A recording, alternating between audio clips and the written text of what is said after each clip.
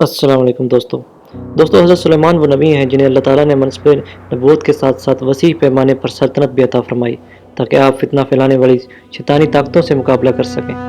آج کی اس ویڈیو میں آپ کو حضرت سلیمان کے تخت کے بارے میں بتایا جائے گا۔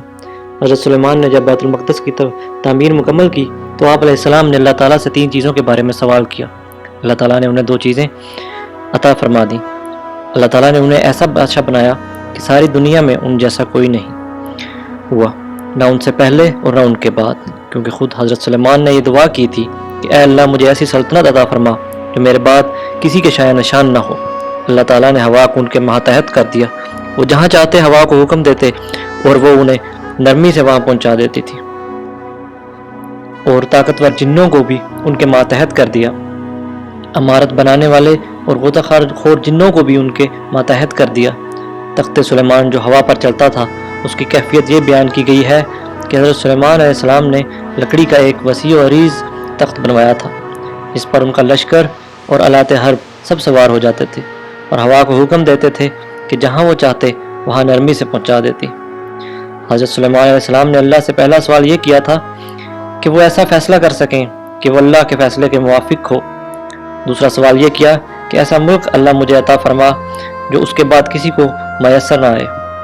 تیسرا سوال یہ کیا کہ جو بھی اس مسجد میں 2 رکعت نماز ادا کرے وہ اپنے گناہوں سے اس طرح پاک ہو جائے جیسے بچہ ولادت کے دن پاک ہوتا ہے۔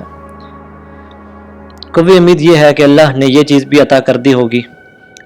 حضرت سلیمان علیہ السلام اور ان کے والد حضرت داؤد علیہ السلام کے مہنگے ترین تخت اس وقت دنیا میں کہاں ہیں؟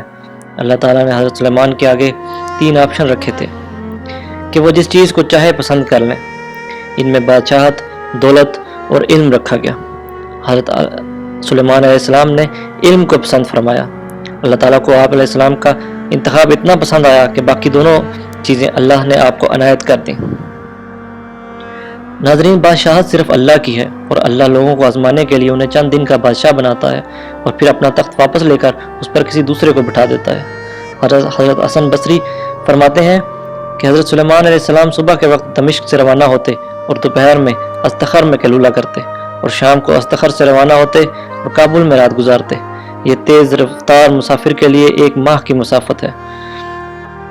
محمد بن کعب رحمۃ اللہ نے فرمایا کہ حضرت سلیمان علیہ السلام کی چھاونی 100 فرسخ میں تھی، جن میں 25 جنوں کے لیے، 25 انسانوں کے لیے، 25 پرندوں کے لیے اور 25 دوسرے جانوروں کے لیے تھی۔ آپ کے لیے لکڑی کے تخت پر 100 گھر تھے جن میں آپ کی باندیاں رہائش پذیر تھیں۔ ان میں 300 منکوہا تھیں اور 700 لونڈیاں تھیں۔ ایک دفعہ آپ کے لشکر کا گزر وادی نملہ سے ہوا جو اسکلان کے قریب ہے۔ جب لشکر وادی کے قریب سے گزرا تو چونٹی نے کہا، اے چونٹیو، اپنے اپنے بلوں میں گھس جاؤ، کہیں تمہیں سلیمان اور ان کے لشکر والے رون نہ دیں۔ حضرت سلیمان نے چونٹی کی بات کو 3 میل سے سن لیا۔ حضرت سلیمان علیہ السلام نے فرمایا کہ اے چونٹی، تمہیں خبر نہیں کہ میرا لشکر کسی پر ظلم نہیں کرتا؟ چونٹی نے کہا، مجھے پتا ہے کہ آپ کا لشکر کسی پر ظلم نہیں کرتا، لیکن چونکہ میں ان چونٹیوں کی سردار ہوں اس لیے میرا فرض تھا کہ انہیں ہر خطرے سے آگاہ کروں۔ حضرت سلیمان نے کہا، تیری قدر و منزلت میری نظر میں بڑھ گئی ہے، لہٰذا میرا دل چاہتا ہے کہ تم مجھے کوئی نصیحت سنائے۔ چونٹی نے کہا کہ آپ کو معلوم ہے کہ آپ کے والد کا نام داؤد کیوں رکھا گیا؟ حضرت سلیمان علیہ السلام نے فرمایا کہ مجھے نہیں معلوم۔ چونٹی نے کہا، آپ کے والد کا نام داؤد اس لیے تھا کہ انہوں نے زخمی دل کا علاج کیا۔ کیا آپ کو یہ معلوم ہے کہ آپ کا نام سلیمان کیوں ہے؟ آپ علیہ السلام نے فرمایا، مجھے نہیں معلوم۔ چونٹی نے کہا کہ آپ سلیم الصدور القلب ہیں، یعنی سلیمان ان الفاظ کا مخفف ہے۔ حضرت سلیمان علیہ السلام نے رب سے دعا مانگی کہ اے میرے رب، مجھے اس بات کی توفیق دے کہ میں تیری نعمتوں کا شکر ادا کر سکوں۔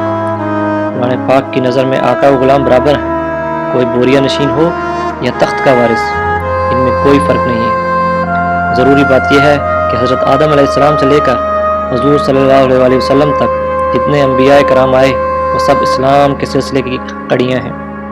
حضرت سلیمان علیہ السلام کا تخت گردش زمانہ کے باعث پہلے متروک اور پھر ختم ہو گیا۔ حضرت سلیمان علیہ السلام کے والد حضرت داؤد علیہ السلام کا تخت اس وقت لندن میں برٹش پارلیمنٹ کے قریب چرچ میں پڑا ہے۔ حضرت داؤد علیہ السلام کا تخت بھی دنیا کے مہنگے ترین تختوں میں سے ایک تھا۔ نادر شاہ درانی اسے خچر پر لاد کر ایران لے گیا تھا۔